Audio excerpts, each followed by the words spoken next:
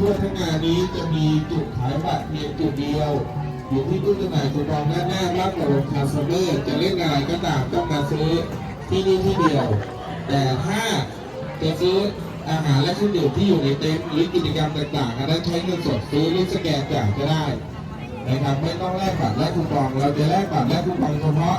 เล่นที่เล่นและสวนสนุกเท่านั้น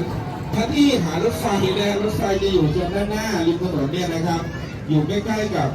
ร้านปืนสั้นอารมณ์นี่แหละบริเวณนั้นนะครับไปที่รถไฟตรงนั้นได้ก็บัตรราคา40 บาทย้ำนะครับทุก